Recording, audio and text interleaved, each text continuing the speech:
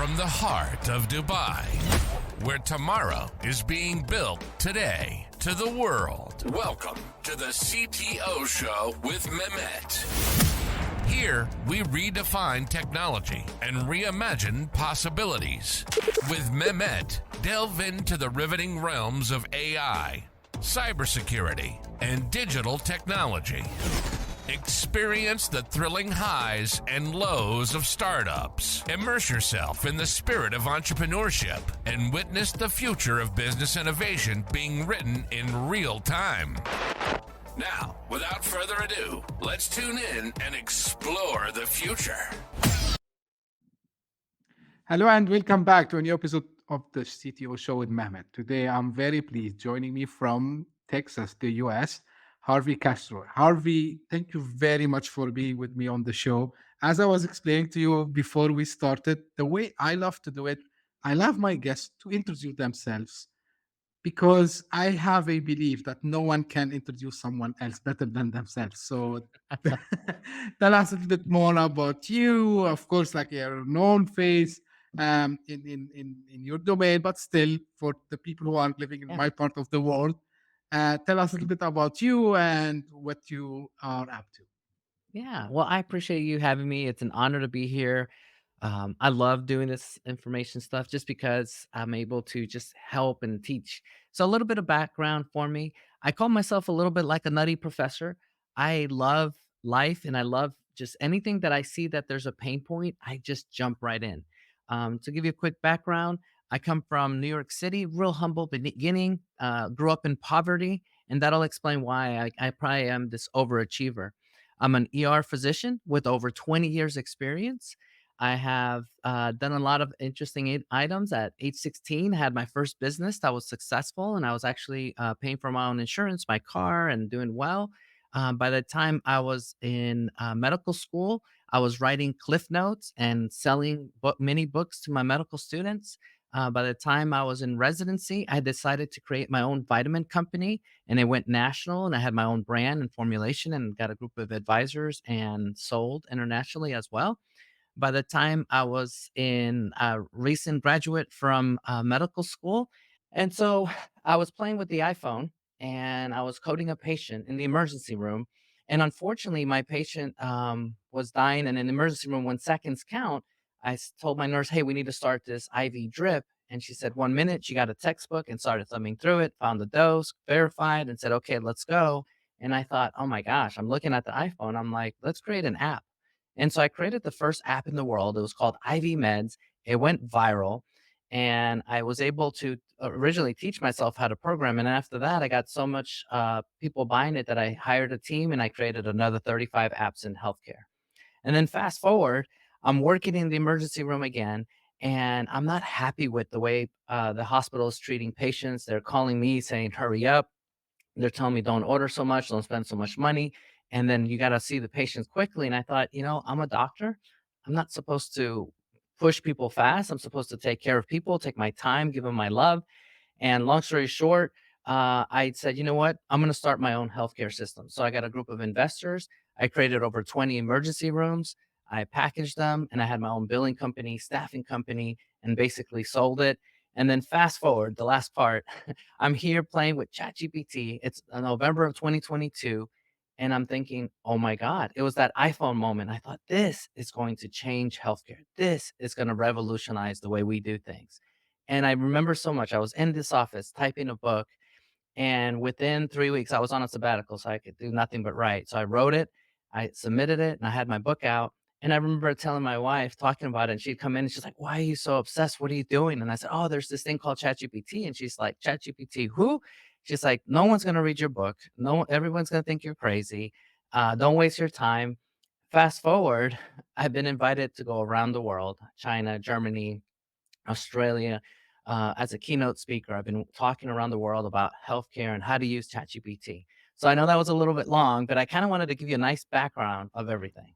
No. It's not long at all. Actually, it's very hooking, I would say.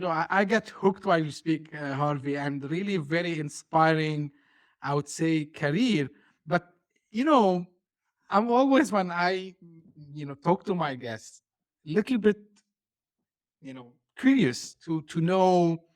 You mentioned a little bit of the background, and now maybe we will understand more from you. So you choose to be in healthcare, but at the same time, you became an entrepreneur.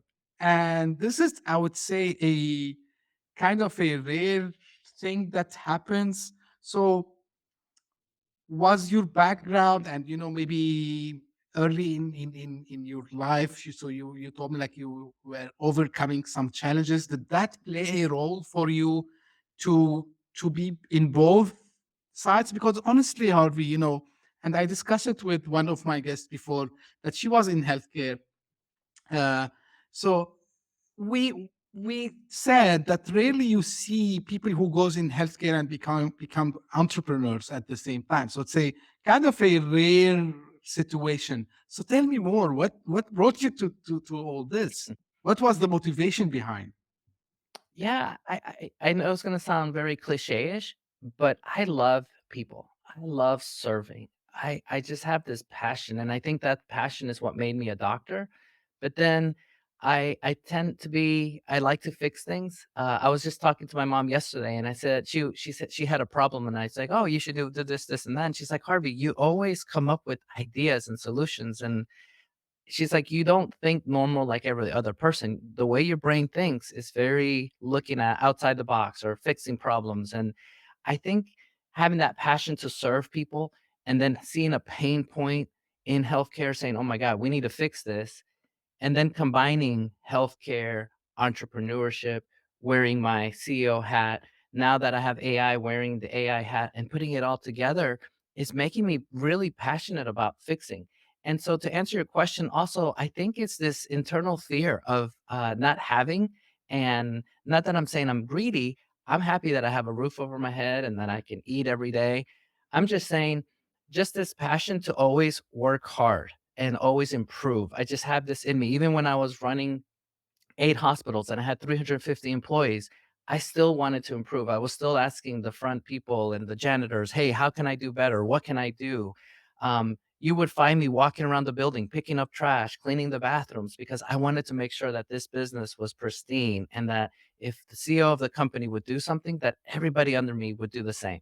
And so this is kind of this push internally.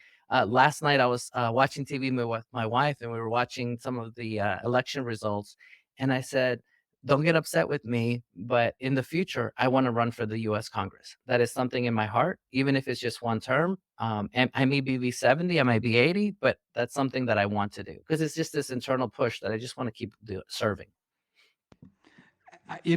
Harvey, it's some of the rare moments, I would say, when someone is speaking, and I mentioned this a couple of times on the podcast, right? So you can feel the energy, but although like we are miles away, as they say, and you know, regarding like thinking differently.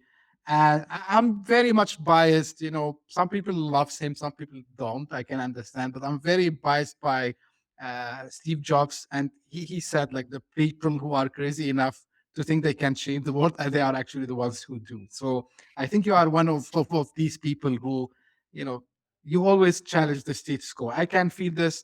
We just start to speak today, and people knows that sometimes the guests I meet them on social media and so on.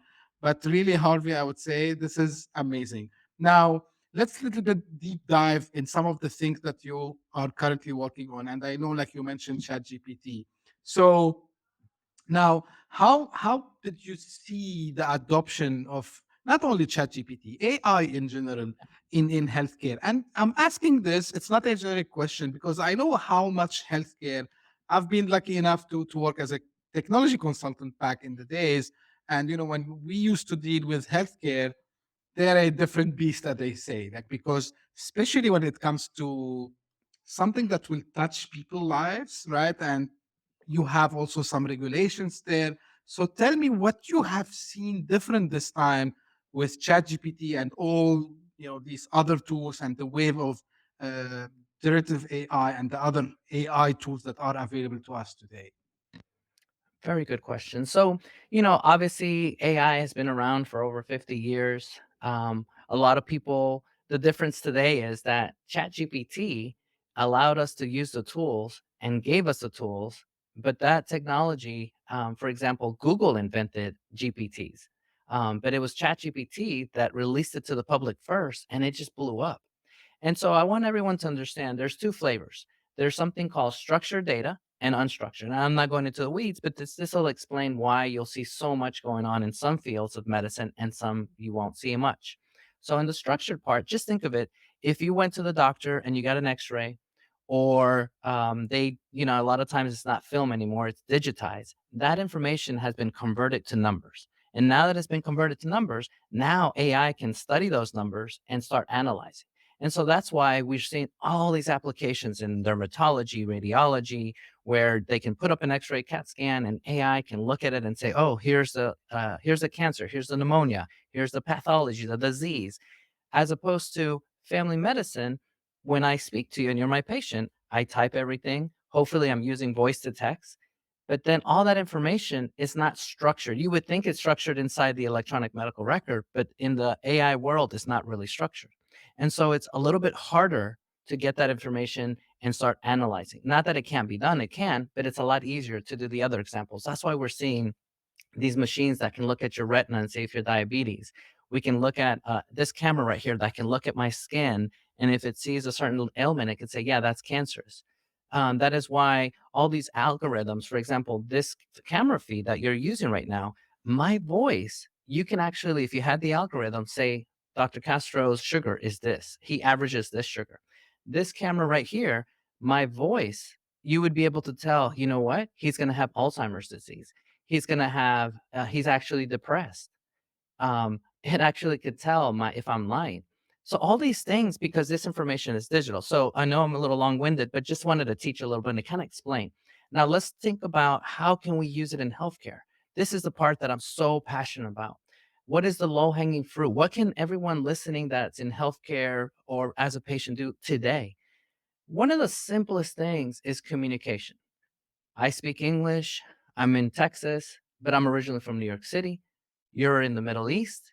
And the way I explain things, someone in the Middle East may not understand. But if I use AI, and let's be specific to ChatGPT or Claude, any of the GPTs, I can now talk to you and talk to you. And let me explain what I mean by that. I can say, okay, I need to talk to my friend here, but I need to use examples from the Middle East. And so now, instead of me using examples from Texas or use the US Cowboys for football, I can talk about soccer. I can talk about different things there. And then when I'm explaining your health, I can start using that. Then you, as a patient, you're going to look at me and be like, man, my doctor, man, he knows how to talk to me. But not only that, let's pretend you have a child that's 5 years old and I need to communicate. If I use AI to use the words of how you speak to a 5-year-old, then I'm using the verbiage of a 5-year-old. How many times have you gone to a doctor and they said something and you're like, I'm too embarrassed to ask, or I really don't understand that because I'm not a doctor. But then you're scared to ask a question. But if you have AI, AI can be that translator. We're speaking the same language, but now I can break it down to your culture, to your examples, to your age. And so now if you're 5, I'm speaking as a kid. And my favorite example is if I take my discharge instructions and say, it's usually a couple of papers, but I take that and I feed it into ChatGPT or AI, and it breaks it down to what are the core things that I'm trying to teach you. But then here's the best part. If you're 5 years old, I feed it into like a dolly or diffuse, something that draws the pictures. And now I can make a coloring book. And instead of giving you papers for the parents, I'm giving the child a coloring book. And each page of the coloring book is a principle of their asthma. Let's say it's asthma and teaching them about their disease. And so now the 5-year-old can color with the doctor, color with the nurse, talk to the parents, and then they're going to start looking at the pictures and saying, oh, I need to take my medicine. Oh my gosh, when I start feeling short winded, I should tell my mom or dad. And so now I'm really giving healthcare. And so these are just a quick examples of how I can use AI today to make a huge difference for my patients. That's great, Harvey. But now, some people, and I'm not with them, Yeah. but my mission as a Sure. host is to ask all the questions that Of course. some people might ask. Now, you are a doctor, right? So you know the context. Now, there are some voices that started to say, "Hey, but sometimes ChatGPT do the hallucination thing that we Yes. all know about. Not only ChatGPT, I mean the GPT model, the transformer model. This is the way it was designed. It can hallucinate. Mhm. So, so I understood from you that same as when every doctor would say, "Hey, use this medicine with prescription." So use ChatGPT with a prescription. Are we talking about something similar here? That it's better to be under the supervision of someone like doctor like yourself, or someone at least who's have knowledge in the topic. Yes, a beautiful question. And I'm glad you caught that. And I'm happy we're going to discuss this because here's how I personally see this. I'm biased. In order to be safe, we have HIPAA, and in Europe, we have the GDPR. We have laws to protect us. Now, those laws are old. They didn't anticipate ChatGPT or this technology of GPT. And to your point, I am very worried about patients using this technology without doctors in the loop or healthcare professionals in the loop. Because in the United States, and at least everywhere in the world, I can teach doctors, but doctors ultimately have medicine. They understand medicine. They have the knowledge. They can hopefully understand when it's hallucinating. If I teach them the principles, then they can go looking at the different algorithms and say, yeah, this is good, this is bad, and they know. But the patients, they don't know medicine. That's the reason they go to the doctor most of the time. And if they think they know, they really don't know as much as a doctor because they didn't go to med school and they don't have all those years experience. And so I am personally worried about a patient walking up to a computer and it says, oh, you have, based on your symptoms, you have cancer or you have this disease. And then they walk to the pharmacy because outside the US, you can go to a pharmacy and just get medications without a prescription. And so I am very worried that we're going to start hearing cases of people dying, people hurt.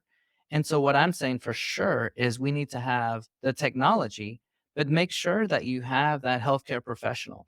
That's why I'm comfortable with telling my patients, hey, bring your computer. If you have questions, we can look at it together, see the output.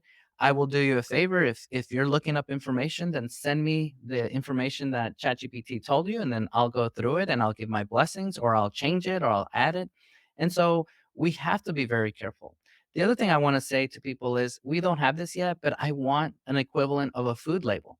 So that way a patient or doctor can pick up ChatGPT or Claude or any of these models and say, okay, let me look at it. It's like looking at a food label. Here's the good, here's the bad, here's why it hallucinates, here's ways that you shouldn't use it. A quick example is the studies that was trained into ChatGPT was obviously in the United States, and it's biased because the people programming it mostly was in the US. Now, what makes this complicated is there's this thing called reinforced learning. As the algorithm is pushed out, there's humans looking at it saying, yeah, this is good, this is bad. But in healthcare, they didn't have doctors giving the check mark up or down. They literally had people in developing countries getting paid about $1 an hour to look at it saying, yeah, that sounds good, check mark. And so what we need as a society is we need a GPT in healthcare that is used medical literature that doctors are reinforcing, but not just any doctor. I'm an ER doctor and I can reinforce ER stuff because I have 20 years experience and I know ER. But if you say, hey, Harvey, do me a favor, I am a radiologist and I want you to reinforce this model, I'm not a radiologist. I mean, I can read x-rays, CAT scan, but I'm not as good. So I have no business there. So what I'm saying is, as a public service announcement, I need to go out there and I'm trying my best to teach patients the good, the bad, the ugly. And I'm trying to do the same thing for the hospitals. In fact, every time I meet with any hospital administrators, I ask them, do you have a sign in your patient room all over the hospitals and in the clinic that says, hey, here are the warning signs of AI. Do not use this without knowing the following, because I want to make sure that patients understand this isn't so easy. I joke around when I was in medical school, they called it Dr. Google. And I'm worried that GPT is so convincing that even some people that are experts are going to be confused or fooled about the output. Now this brings another question that came to my mind, Harvey, is about now we can educate people, I believe, about how they should use it. You need to check with your doctor, but some people also might get little bit discomfortable because if we are using a tool like ChatGPT, which is a public tool, to your point that it has something there. So some people, and you mentioned HIPAA, you mentioned GDPR. Of course, we are not mentioning patient's name, but maybe someone will say, hey, but a lot of like some private information is going there, right? So you're describing maybe something, and they would say, hey, we know that they can know who we are, even if we don't mention our names. And this doesn't only apply, by the way, from, I mean, like medicine only. I mean, sorry, medical perspective only. It can apply also on the other stuff. So maybe psychologists might be using ChatGPT as well. Maybe pharmacists will be using, people in pharma will be using that. So how we can do this balance between keeping the privacy and adopting this beautiful technology? Do you think like we need to build, you mentioned like healthcare needs its own GPT. So are you, and I can see some of the book covers behind you there. So do we need an specific or dedicated large language models for healthcare only, that maybe it's used only by healthcare professionals? Do you see this something that should happen? And is there anyone who's doing something regarding it now? Yeah, awesome question. So I'm a real big believer that we need to educate. And some people, for example, will use ChatGPT in some parts of the world and look at the output and say, oh, I'm going to use this for my population.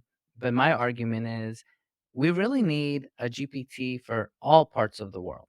We need not just one like ChatGPT that most of the world's using. We need to have our own GPT. So if I'm just going to make an example, if you're in India, then we need to have an India GPT, and then one that is using, this is a little technical, it's called federated learning.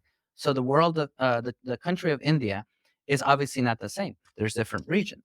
And so we need to create one for India, but then there have different models within India. So that way they're teaching each other, but then when they're using the model, it's only for that region of the country. And so we need more equivalent. Like this book here, being Copilot LLM, my goal was to kind of explain all the ones that are out there, but we need one in healthcare. Now, you asked a great question. Is there anybody out there? Now, I have no stock in these two companies, but I have read that the two that are actually, there's several. Let me start with simple ones to give you an example. There's one called New York Tron. They took all the unstructured data that I mentioned earlier about electronic medical record. They put it together with all the hospitals within their network. And then what they did is they created predictive analytics. So if you come to that hospital, they know the population, the problems, and then they know with the predictive analytics, should this patient go home? Should they stay? And then they have risk factors, and then they know with a better accuracy if that person should go home. Other people that are doing that is Gatortron in Florida. They're doing something similar. And now on the commercial side, there's a company called Glass Health. And what they're doing is helping physicians and creating better differential diagnosis so that me, as an ER doctor, let's pretend that it's 2 in the morning and I'm tired. I could put in the information into this model. It would gather all the information and say, yeah, this is possibly the following diagnosis. And then they're adding treatment plans. So then I can look and say, oh, okay, here's some treatment plans. And so that's a nice way of using AI. But the thing is, they're saying they're going topic by topic. And so within time, they'll have mapped out most of medicine, and they're getting reinforced learning from doctors. The other one that's out there is called Hippocratic AI. And then this particular one, they haven't really released very many details, but from what I understand, it's going to be another AI for healthcare, and it's supposed to be used in the hospital system. They claim that their algorithm is better than ChatGPT, but they haven't released anything that we can see. From what I know is when the company started, they got $50 million invested to them. So they're doing well. I'm a little jealous because I want to create my own LLM, and I would love to get some investors to help me create some of the products that I want to create for healthcare. Hopefully, some investors will be listening to the show today, Harvey. Now, I want to now look at, before we jump to something else, let's stay a little bit within the AI space. I know that no one has a crystal ball or something like this, but of course, you know, uh, technology moving very, very, very fast. Now, if you would like try to guess what could be the next big thing that would be specifically an application of AI in healthcare, Now, one of the things I brought it with multiple guests with me, like Dr. Kasha, she was with me last year. We talked about it.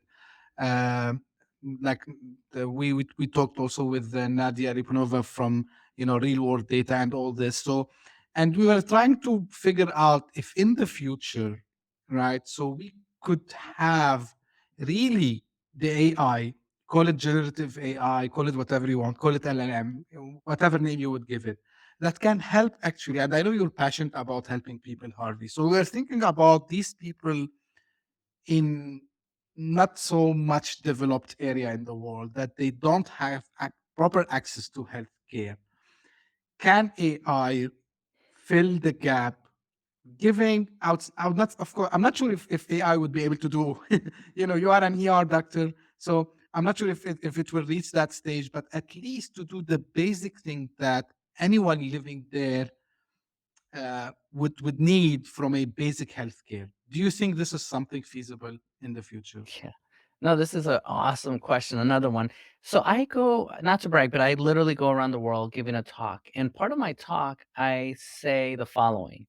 We're going to start seeing certain parts of the world that are developing countries using ChatGPT or an AI in ways that the United States will not use. And that I don't mean it in a derogatory way that they're doing it wrong. I'm just going to say they're going to think outside the box because risk versus benefits is different. If I'm the president of a country that is developing and I know my population is literally dying and they don't have access to healthcare, then I personally would say, you know what? The necessary evil is we need to use something, and that something will be AI. And I personally think we're going to start seeing examples of some parts of the world literally using everyone's heard of Elon Musk. He has satellites that basically you can use anywhere in the world because they're satellite internet. And I see these developing countries reaching out to someone like Elon Musk, like, let us have access for free. And then people in certain regions that do not have internet, that do not have access to healthcare, being able to use the internet, but then they're going to have AI and they're literally going to have, I foresee like these trucks with generators and having computers where the local population will come in and say, okay, I have this disease, what could it be? And then they'll have probably like a person that may be a doctor or not there to help supervise, but that's gonna be their healthcare, that's gonna be their doctor, that's gonna be their, hey, this is probably what's wrong. And then the government will give them medication and try to help. And I really see that happening. I truly think. And so some people are like, "Oh, Harvey, you're crazy." I'm like, "No, think about it. There's some parts of the world that don't have access." I call it the healthcare IQ. If I got a cigarette right now and I started smoking, you guys would be like, "What's wrong with this guy? He's smoking. Like, does he know that that's bad for him?" But we all know that smoking is bad. But right now, I may be eating something, I may be doing something in my life that can kill me, but I don't know that. But I really think that AI is going to teach us healthcare education, and that if our level is this, with time, it's only going to elevate. And as that healthcare education elevates, I'm going to start doing things different. It may be food, I may be eating differently. I may change my habits. There may be something that says I need to sleep at least 7 hours or more to live longer. So then maybe I'll start sleeping more. And so all these things with time, my quality of life will improve. And I think with time, I will live longer. And so I really think that AI is going to do those things. AI is going to help elevate our education, elevate our understanding of healthcare, and it's going to start teaching us to a point that we're learning so fast. A lot of people really don't know, but last year, Scientific America announced that ChatGPT's IQ was equivalent to 155. What does that mean? Excuse me, the average population in the world IQ is between 90 and 110. That means that this is higher than the average IQ of a human being. To put it in reference, Albert Einstein and Elon Musk are all above 155, around 160 to 170. So think about it, it's almost getting there. And so every year, this healthcare, if this ChatGPT's IQ is getting better and better and better, it's going to get to the point where no human being will know if the output of the GPT is correct or not, because it's going to be so advanced. Yeah, and this could be also scary to your point, but yeah, like sometimes I like when you mention, um, we know that it's evil, or of course, it's not totally evil, but in the sense that it might give us wrong information and so on, but we have no other choice. So absolutely. Now, another thing, and I know you are almost talking about it every day, uh, which is the Apple Vision Pro. And I know you are very excited about its applications to the healthcare. So tell me, and I know like you also have the book. So let's talk about Apple Vision Pro. Um, how excited are you about it? Again, where are you seeing the direct benefits, the low hanging fruits, to your point when we talked about AI, in terms of, both patient care and, training physicians also as well? Okay, awesome question. So I'm gonna pull up this prompt. Um, these are Meta glasses. When I go outside, they turn dark like sunglasses.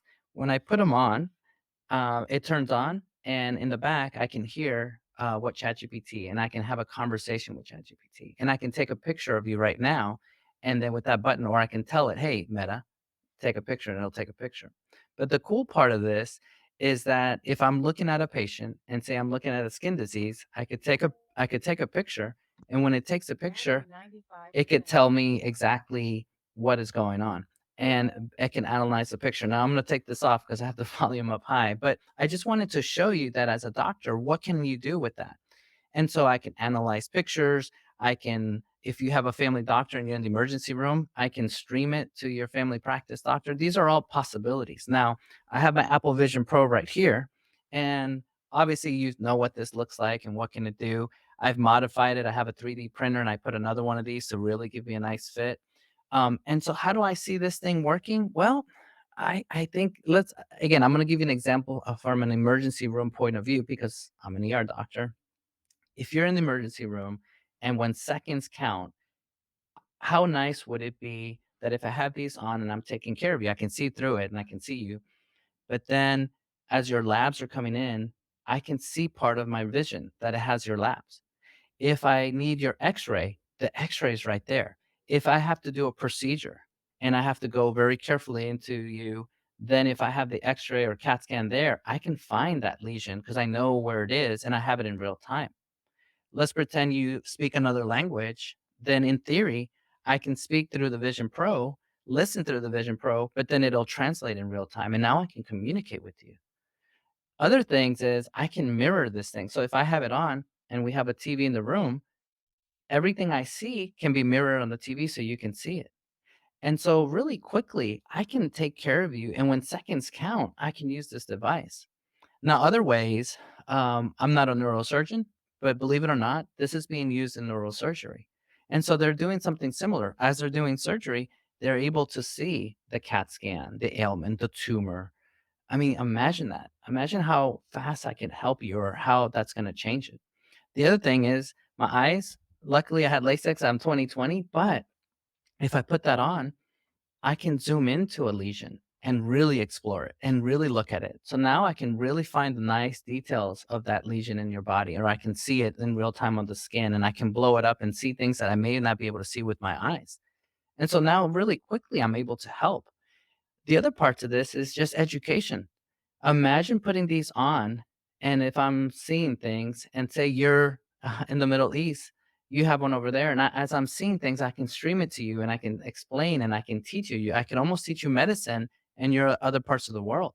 And so, if I'm seeing a rare case of, let's pretend, it's some syndrome that only like 10 people in the world have, now I can show you in real time, and you can ask questions. And so, in the educational world, I can have digital twins. I can have like all these things that I can create to educate you. So imagine going to med school now, how much more fun, how quicker I can teach you.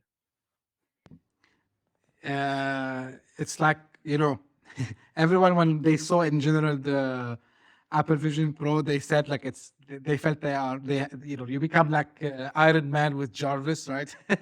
So Yeah. it's kind of that moment.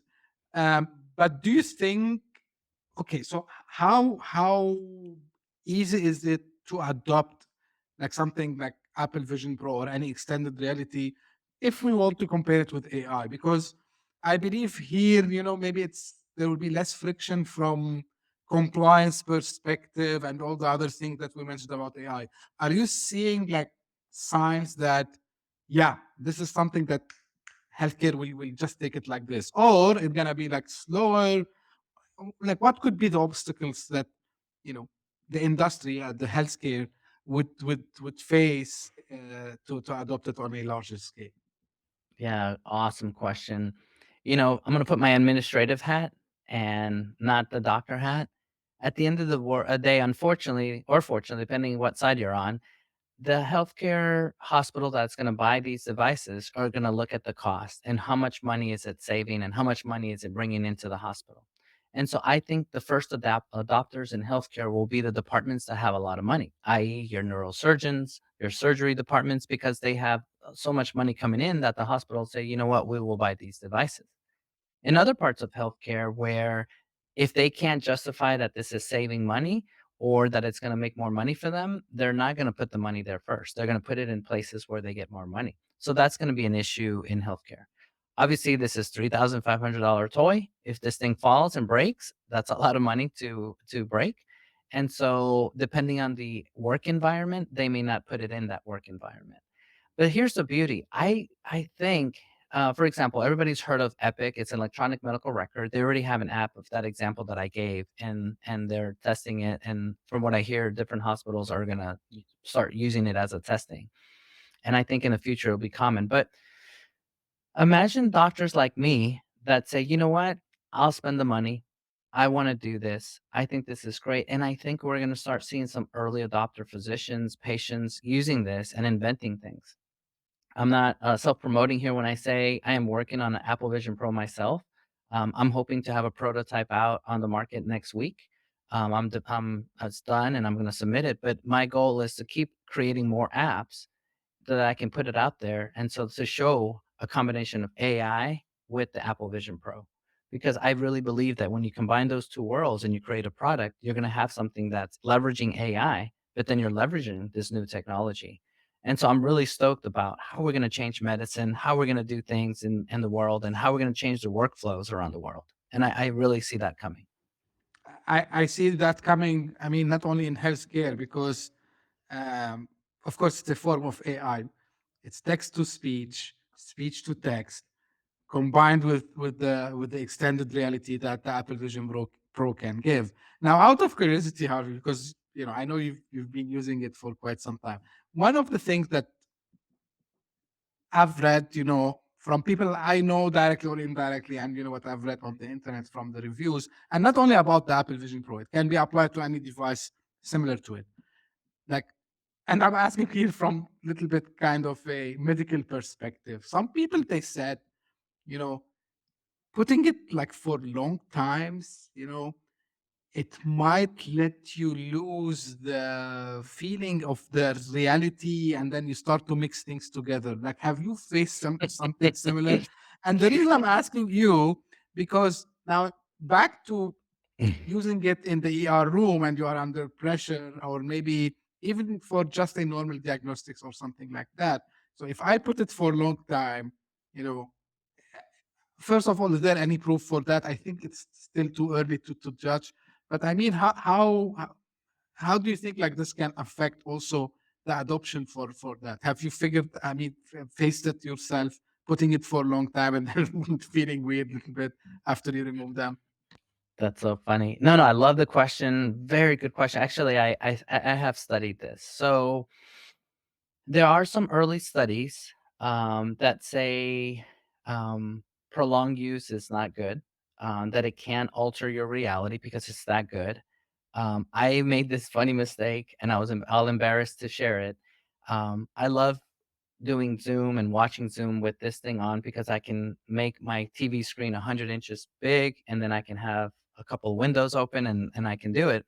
There was this one slide I was watching, and I was so into the conversation or into this presentation that I got my phone while I had my Vision Pro, and I'm starting to take pictures. And then I look at the picture and it's a picture of the wall. And I thought, oh my God, I can't believe I did that. I took a picture of the wall thinking I was taking a picture of the slide. And I was like, wow, I must be really immersed.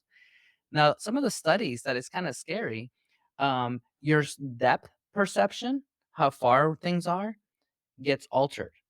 And there's this one study that says if you're driving, if you're doing something mechanical, you're going to be off a little bit because your perception, your brain literally starts adapting to this other world. And then in my mind, I thought, oh my God, this is kind of bad because if that is truly the case, it may be years, but in the future, they may say, when was the last time you used your Apple Pro? You got into a car wreck, you're going to be fine because you were on the Apple Vision Pro in your perception and you should not do that. And I really think it'll be like texting and driving. It'll be like no VR for X amount of time before you drive. I really think, I know people are like, oh, that's crazy. No, I really think that's going to be a thing. To answer your question, obviously, everybody's anatomy is different. Everybody's muscle is different. I'm gonna say and joke with you. I have a big head, and so when I put the Apple Vision Pro, the weight it doesn't bother me because I really think my anatomy is big, and so it doesn't feel bad. The other thing is, I showed you this 3D printer.